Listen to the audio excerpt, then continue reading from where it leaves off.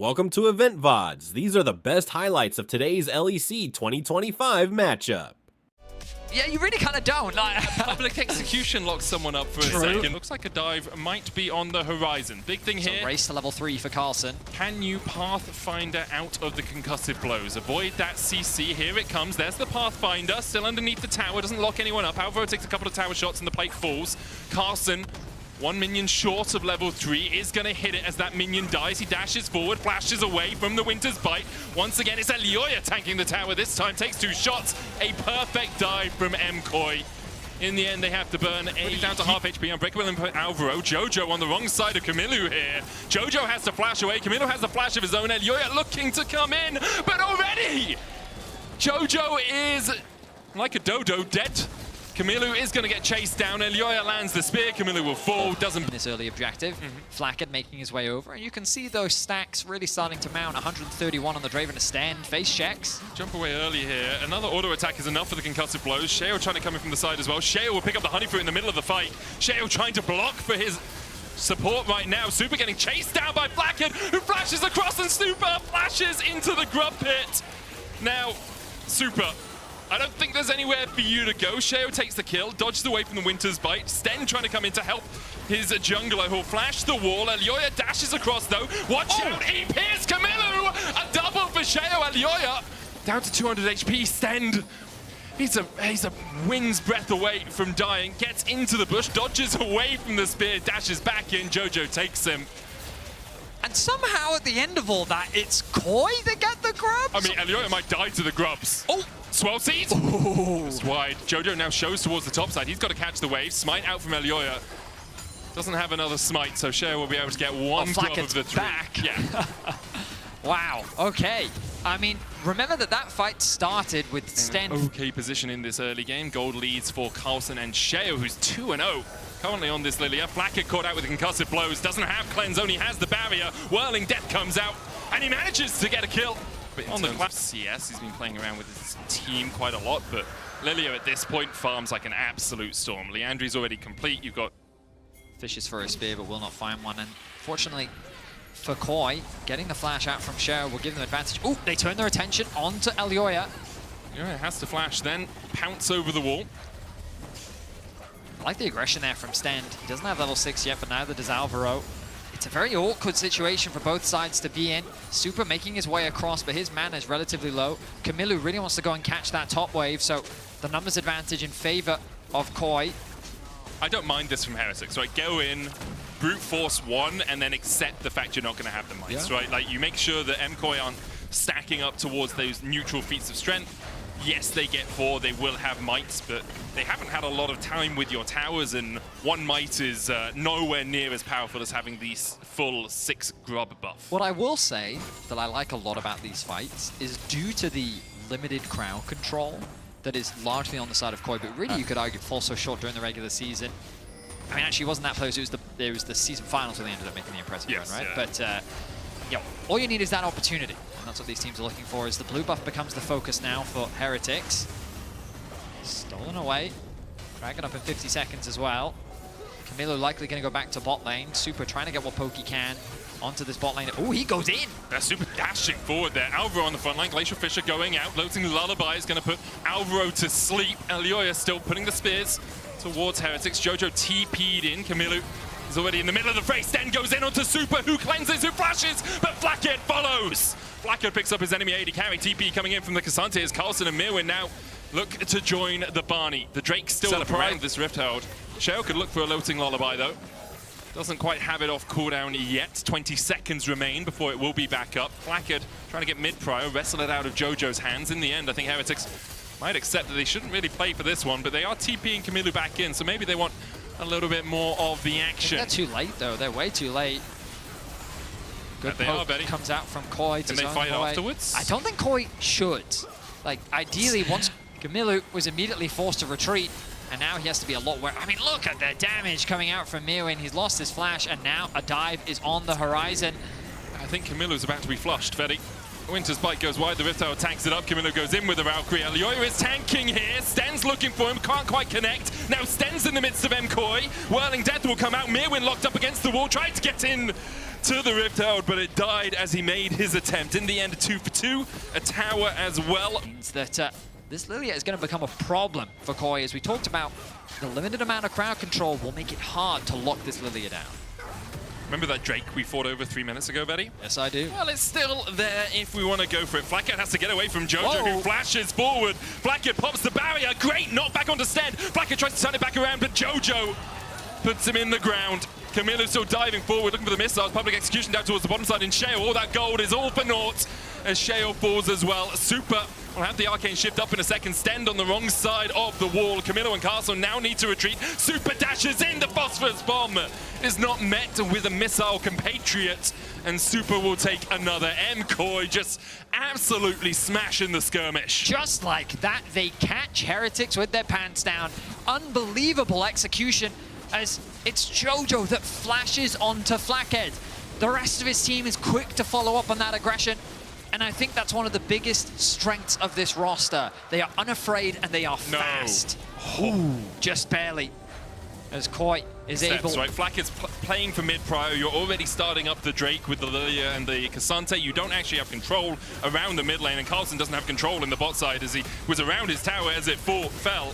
Goes all out, looking for the damage onto Alvaro, but he's going to get stunned up even with the Q3. Carlson will die for the second time this game. And MCoy so willing to pounce on these small mistakes from Heretics.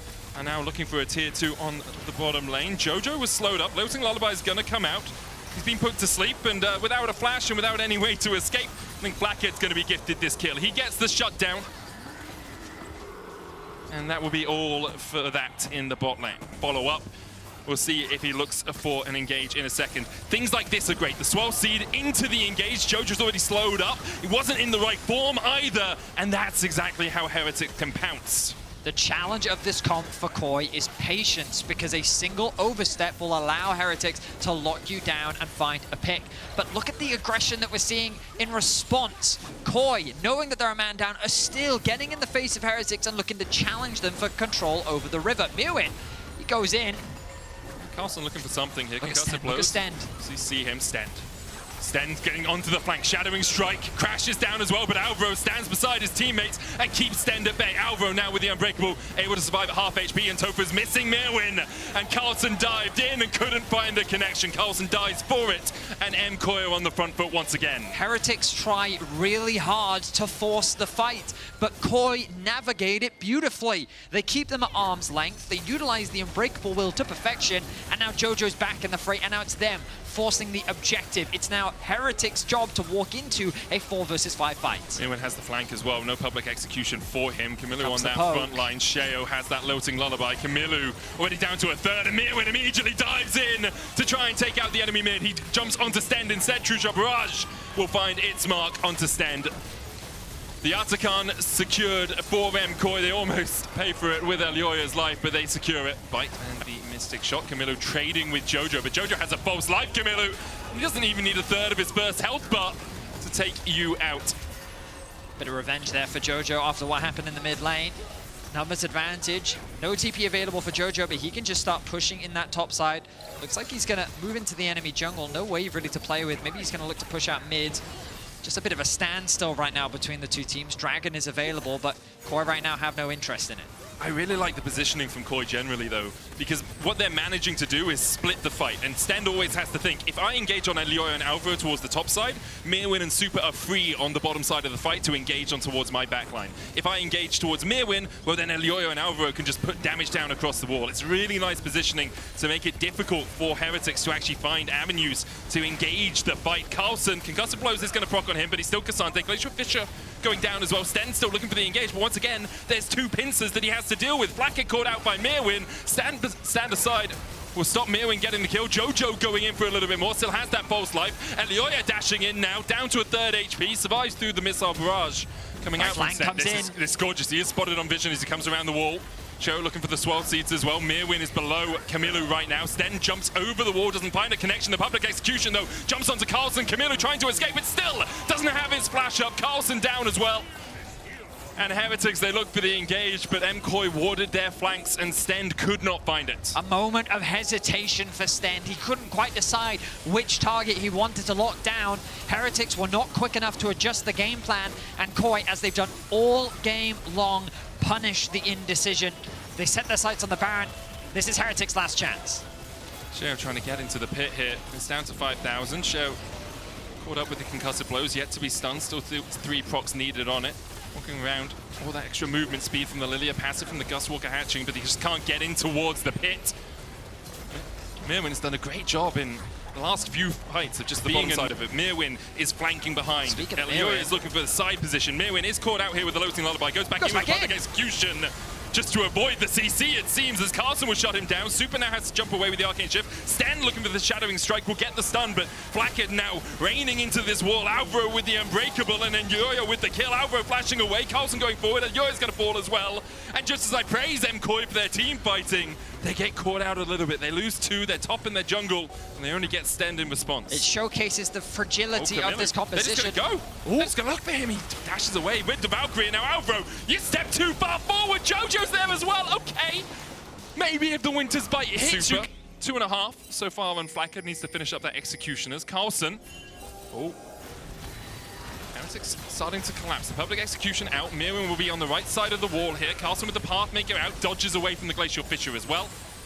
Both the top laners showing just how much mobility you can have in 2024. As you say, mid lane pushed out by Heretics, but there's no wave there for them to really do anything with. And MKOI have a wave in the top side to continue to push forward with. Heretics in a very awkward spot right now, and it's so hard to get back. Elioya lands the spear onto Flackett. The inhibitor is getting very low. Jojo can't afford to overstay here. It's really good movement from MKOI. Pulling Heretics around the map. They won't get the 3 items with the Rabadons complete. Is a very prickly pair to try and pluck. Dragon going to be started off. Camilo, I mean, it's given, right? They can do. They have no vision. It's far too hard to approach this composition blind. They use the blue trinket, but too late. Singular Swell Seed. If he lands it on Elioya and Super, if he lands it on a couple of the carries, you know he is just going to go. True Shot Barrage comes out.